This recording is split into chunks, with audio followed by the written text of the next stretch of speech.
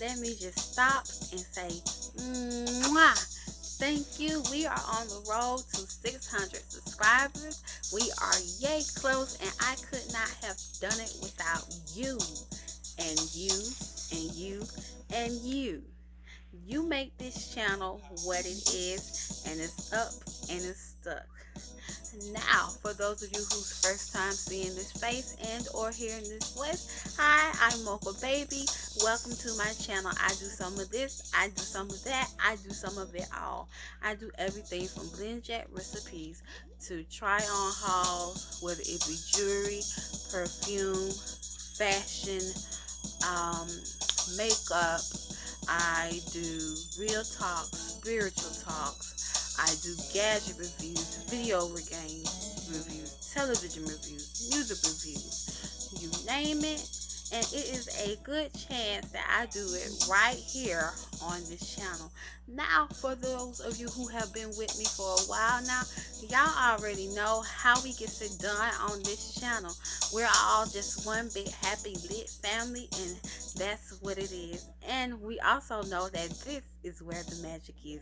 Yes, this is where the magic lives, because I know that you are more than one facet. I know that you are more than one dimension. So I'm going to give them all to you. Now, don't you like that? Now that we have all of that out the way, we're just going to go ahead and just dive straight into it, because y'all, we have so much to discuss in this video. This is my One More Chance episode 7 and 8 of season 2 review, and we're just gonna go ahead and set it off. Now, if you guys remember, last we left off at the end of episode 6, Smalls had basically ratted on her sister Biggie, saying that she did not sleep with the security guard. It was her sister. And we dive straight into episode 7 with them pretty much fighting about it, going back and forth. Smalls, saying that, you can't blame me. I'm not going to just sit up and take the blame for something I did not do. And Biggie was saying, yeah, that's cool, but you did not have to say my name. And, they go back and forth about it for a while. And then we go to the next scene. The next scene, we have Bad and Bougie and Rollione having a conversation on the bed about the sisters, you guessed it, and pretty much about what's been going on in the house up until this point. Enters Slim, and she asks what they are talking about, and once she finds out, she also decides to join the conversation and basically just tells about how she has a distaste for them as well, which is kind of news to me, because I did not know that she actually had beef with them. I know that she does have some anger issues, but that's a whole nother topic. But anyway, getting back to this, she said, well, how about I go handle this, that, and that right now. So that's what she goes to do. And Rolly said, you know what, I'm gonna go with her, because Slim is a small girl. She's small in stature. She didn't want them jumping your girl Slim. So she went with her. And I'm just thinking, like, y'all, since Wop is gone, they just really want to basically give Rolly a sidekick, and the only one that's fruity enough for the job is Slim. So this is what we get.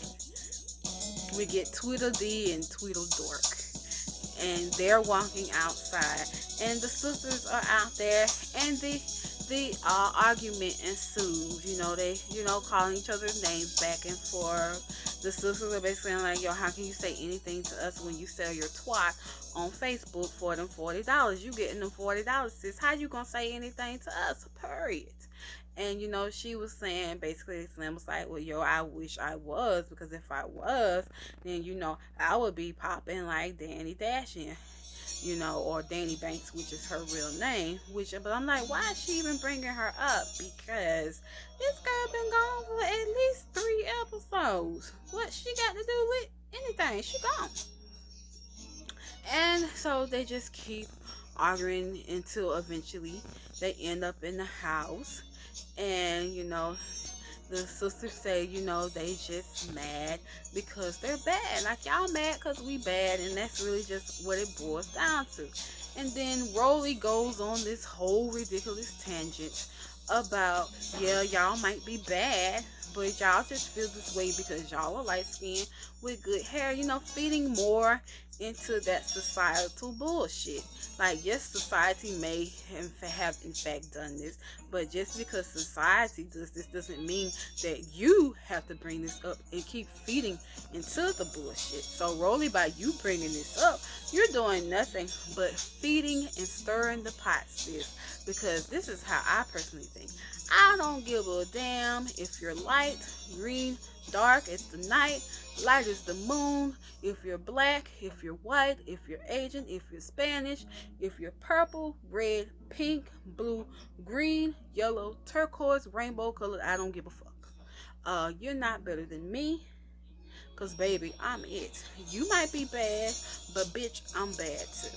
And that's how I feel about that. Moving on. We get the next scene, which, you know, we get Slim doing what Slim does. She decides that her little skinny tail butt is gonna run up on Biggie. Now, y'all know Biggie is at least 3 to 4 times that good size. Why on earth would she do that? That don't seem like a good idea to me at all. So when she does this, that girl tosses her like a rag doll. That girl throw her into the wall, and the way she hit that wall, it looked like she could have hurt herself. But what does she do? Like any dumbass, she goes back for more. She runs up on her a second time and does absolutely nothing. Girl, you could have kept that run up because you ain't do nothing. If you're gonna run up, girl, be about it. But she was. Anyway, moving on. Now we get the next scene, which we get the discount yummy. Shine, she's standing outside with her little backpack, and you know, Chance comes to see, like, well, you know, why is she outside? And she just basically saying, well, she's leaving, and she knows herself, and you know, she's jealous and don't like him, you know, talking into the other girl. She's getting feelings for him, this, that, and the other.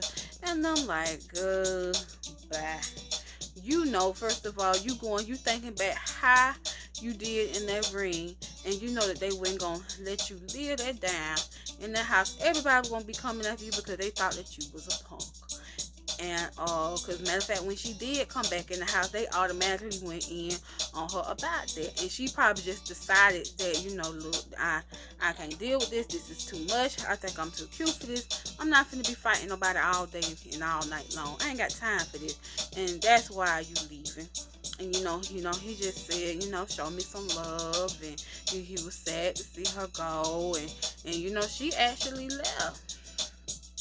Which was just a tad bit surprising because I did not see that coming. Y'all, it seemed like this season girls pretty much have been just ducking out left and right. You know, we had Wop Wop, she left. Fluffy, she left. It's like, what's going on? What's in the water this season, y'all? Now, after that, it's time, you know, pick it up a little bit. Bring the funny, bring the emotions.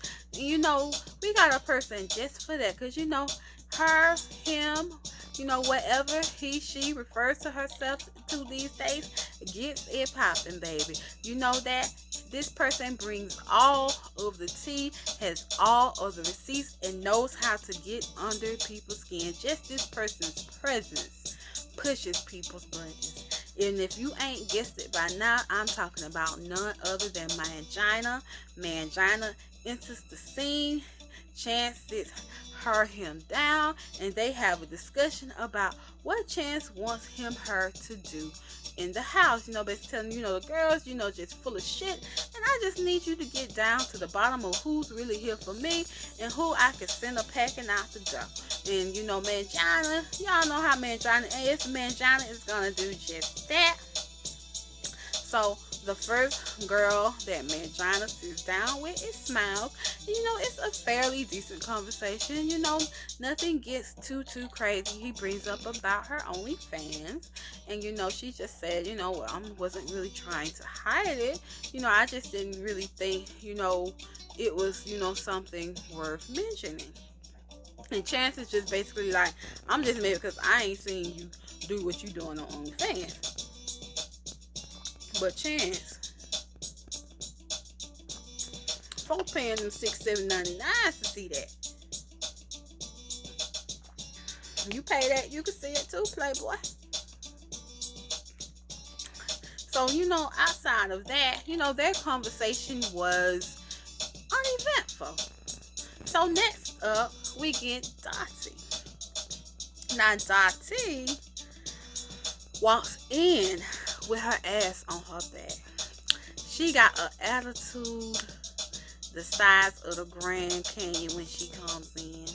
She was not pleased at all to see Mangina sitting in that chair, and she let it be known. She, you know, went to calling him names, went saying, you know, she is a reject, went to saying that she, you know, was not wanted last season, so why would she be wanted this season? And it just was a hot mess, y'all, with a capital M. It was just nasty, okay? And you know, they got into it. They got heated. They eventually got her out of there. And then next up was Soldier Girl. Now, their conversation was pretty civil for the most part, but Chance decided that he wanted to have Mangina continue to press the issue of whether or not they slept together. And you know, at first she kind of beat around the bush about not really giving a clear answer or yes or no, kind of making you draw your own conclusions about whether they did or didn't. But when they keep pushing, or Mangina keeps pushing, she eventually just bursts out and is like, yeah, we did, you know, well, what of it, you know, that's my nigga, that's my man, so why not? And Chance is just not pleased with this. He's just like, y'all, Shawty can't hold water. But I'm like, Chance, you kept pushing and pushing and pushing. What do a button do if you just keep pushing it? Doesn't it eventually break? I'm just saying. But we get her out of there, and then the next girl comes in, which is Slim. And y'all, we already know that Slim has a anger issue. So she walks in with this very nonchalant persona, just like, really? She's sitting there, I gotta deal with this type of attitude. And y'all know Mangina ain't having it. So Mangina basically calls her out and be like, well, why are you so mad? And you know, she lies to say that she's not mad. She just feeling Mangina out, you know, trying to see, you know, what Mangina vibe is. And it goes from sugar to shit from this point, y'all. It probably out of all the girls that he talked to, with the exception of one, which we're going to get into in a little bit, it was probably the next to heatedest discussion that was had within all of the discussions that he had. And eventually, you know, liquor was thrown, and you know, they eventually had to get Slim out. And this is where the episode ends, and we're going to go just straight dive into it because we keep going with the interviews, if you will, of the girl. So the next girl to pop in is Yola, and she's like, oh, hey, like, hey, my best friend, that's my best friend finna.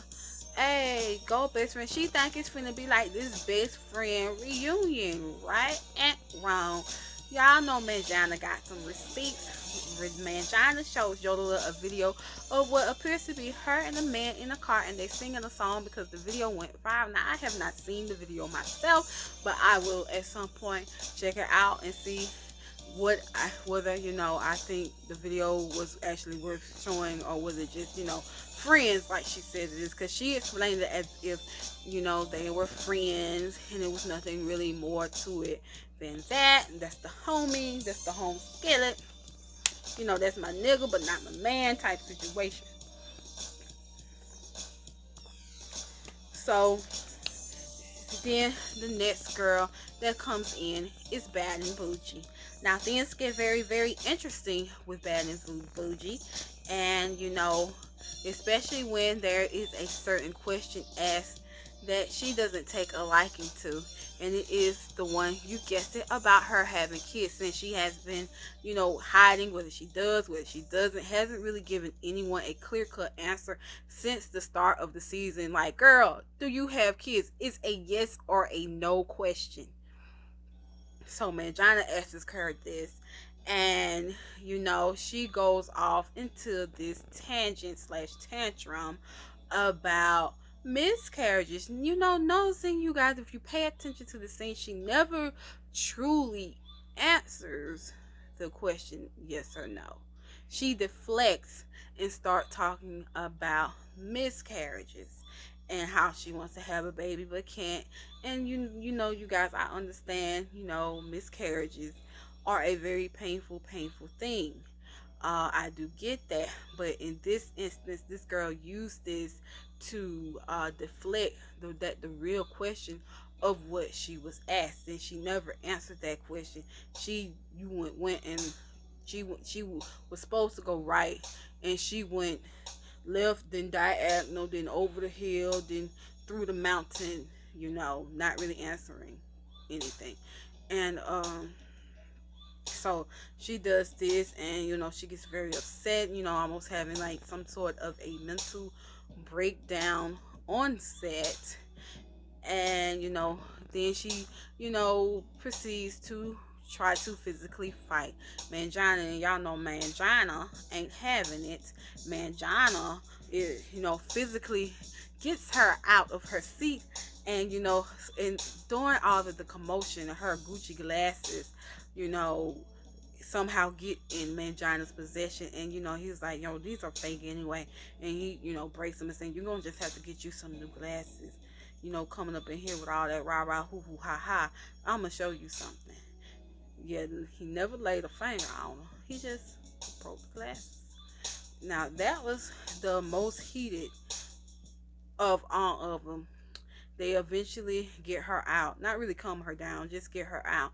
And next comes in is Rolly, and as soon as Rolly sits down, Bad and Bougie decides that, you know, she's still, you know, piping hot from what just happened, and she runs in during Rolly's interview with Mangina. And you know, Rolly jumps out the way and Mangina jumps out the way, and then you know, Rolly is kind of helping, I guess, kind of block Bad and Bougie from doing whatever it is she was trying to do at the time. And they eventually get her out, you know, after, you know, she flew across the scene like a bat out of hell. And she kind of looked like one too, because she had on all black, and if you blink you might would have missed her. And they eventually get her out, and then Mangina and Roliana begin to have a discussion. And they have a discussion, you know, and he's just like, Rolly, why do you think you're really here? You know, if he didn't choose you last season, what would make you think he would choose you this season? You know, Rolly's just, being her true to form self, very confident. And then, you know, he was like, well, you know, ask him, why are you here? And Chance shows up, and she asks him, and you know, Mangina pulls him to the carpet. He calls him down to the carpet on it himself or herself, and asks Chance, like, you know what, why Worley here?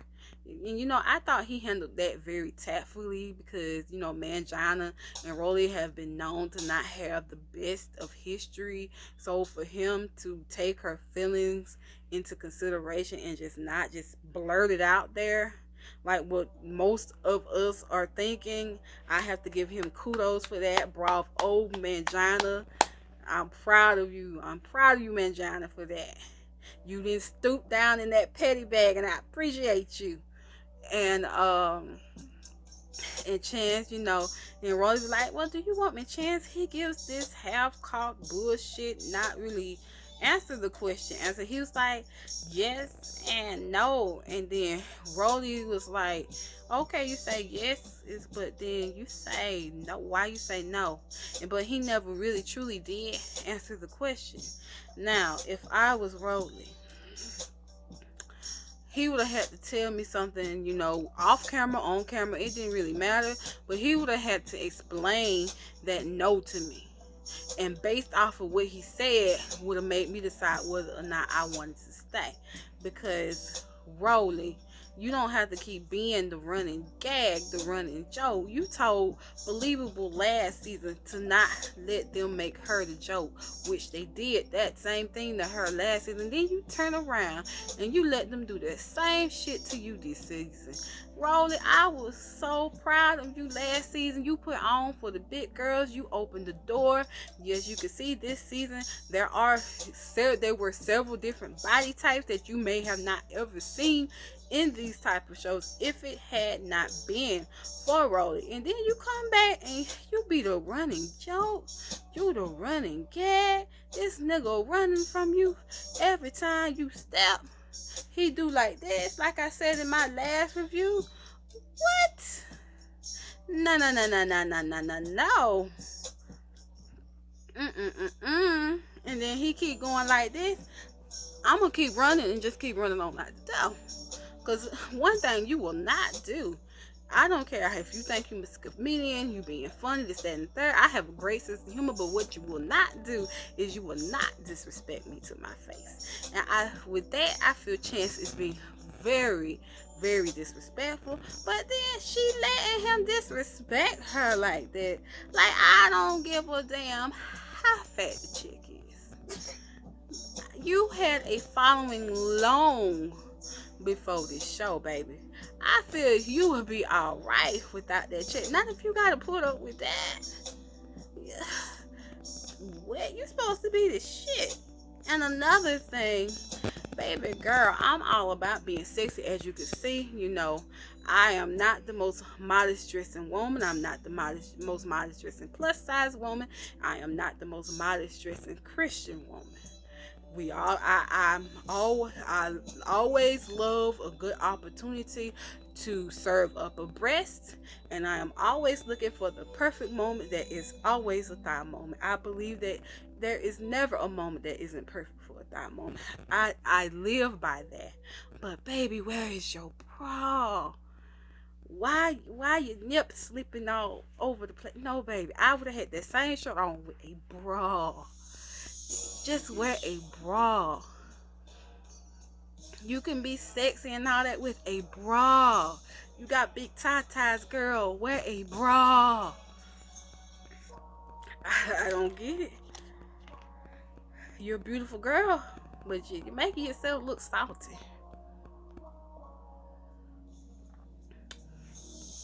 But moving on. And the last girl that is talked to for these thrilling interviews is Skittles. And you know, he asked Skittles, being that she feels that he is a part of the LGBTQ community, she felt that they could ask this, and she asked her, was she a man, much like they did Believable from last season, and she was like no, and they moved on from that. Then he accused her of using the show for clout, you know, trying to push her wig business, because y'all know she's a stylist and she does wigs and things of that nature. And you know, I'm thinking like, she ain't never mentioned anything about a wig. She's never mentioned anything about, you know, being a stylist as long as she's been on the show. It has never even been brought up. And so I'm like, I don't know, Mangina, you might be a little bit off base with this one. And then he also brings up the lawsuit that she has going on, which Skittles was very surprised, like, how do you even know that? And you know, she begins to explain what exactly that, you know, case is, which is basically, you know, one of her clients stole one of her items. I think it was a jacket or something of that nature. So, they hash it out about that, and then, Chance basically kicks him out after that. And it's time for elimination. Now, y'all, logically speaking, I'm thinking, oh, I already know who's finna go home. She finna go home, she finna go home, and she finna go home. But again, this show ain't dealing with logic. It's not dealing with folks with a full deck of cards. These folks have a few marbles missing out their head. So it's never going to be what you think that it should be. So first of all, let's just say how Chance's demeanor and his mood was this elimination. He just wasn't feeling it to me. He's just not there. He's normally comedic and, serving up the laughs, and he just wasn't serving anything. He was just kind of like he wanted to get it over with type. He didn't really, play games with him how he normally does, or, joke. He loved how he normally does. He kind of just got down to business and got straight to the point. When it was all said and done, he sent home Dottie, which I figured he would based off of, how she acted in the past episode, even though I'm figuring that this was all in the same night. And Smalls was also on the chopping block, as well as Yodeler. Now, Yodeler's was very interesting when, he was basically, trying to see whether he should keep her or send her home. And, if you remember, she told Mangina that her and this guy was just homies. That's the home skillet, home slice. It's nothing between us. We just cool. But she gives Chance this whole different version of the story, which inevitably she ends up in tears, because she goes into talking about, how men do women, this, that, and the third, and she doesn't, explicitly say that, it could have possibly been like some sort of a abuse type situation, but she does kind of lead you to the water, if you would, with everything that she said during that little exchange between her and Chance. Now, I'm not going to touch too much what she said, because I do have my own personal views about that. If it was that type of situation, then, my nigga, you flaw for that. And, women, we do have to put up with a lot out of men, which, you probably can tell from my channel, I do talk about these kinds of things, so I will probably definitely at some point touch on it in a little more greater detail at a later time. But I feel like the stories are not linking up, sis. What you told the homie Mangina and what you telling the homie Chance are two completely different things. Somebody make that make sense. So which of the two versions, if either of them are true? Because usually there's always three parts to a story. It's this part, that part, and then it's the truth. So is there a whole nother version of this story that's the truth? Or you just bullshitting and trying to stay on the show, which inevitably it does work. He does keep her, and he does send Smalls home. Which, you guys, I have a few things to say about that. Now, the reasoning that he used kind of was different to me, because it was the same reasoning that he used in the last elimination ceremony to keep her, saying that okay, she down, she got love for you, for your boy. But then he turns around and kind of turns it on her and says that, okay, if you snitch on your sister, then that means you snitch on me. I mean, it's a complete 180-degree turnaround. So I'm like, wow, somebody make it make sense. Somebody make it make sense, please. And then he's talking to Skittles, and he's kind of acting as if he could possibly send her home. And you just can see that Skittles is just not happy about it. When she pleads her case, she's saying, I've kind of been out the way. I've stayed out of bullshit. When certain things came to me, I did not react in the way that I could have. And thinking that would just be a reason enough in itself to keep me in the house, and you trying to get rid of me. And what she said, I believe, did kind of hit something, because Chance said that as an executive producer, he was going to make a executive decision and keep her. But she just still, even after that, didn't look like she was really happy about that at all. And that's where we're gonna end this video right here. Excited about the next episode 9. You guys, if you don't have Zeus, get it. And I'm going to correct myself. In one of my past videos, I said that it was $4.99. They actually have taken it up a bit. It is $5.99 for a subscription, whether you do it on your TV, your phone, your laptop, tablet, what have you. And you can watch One More Chance, as well as some of the other great television shows that they have on there. If you're looking for good, entertaining, funny, ratchet television, Zeus is where it's at. And before I sign off, I need you to do a couple things for me. I need you to hit the red box somewhere down here, or maybe even over here, or if it's feeling froggy, it may even be right there, depending on what device that you may be watching me on. Then after that, I need you to ring that bell so that you can be notified every time that I post. You can like this video and you can comment, because I do not bite. I do get back to everybody that says something to me. I make that one of my priorities, with a capital Y at the end. And lastly, but not least, I need you to stay blessed. I need you to stay fly, and may angels be encamped around and about you.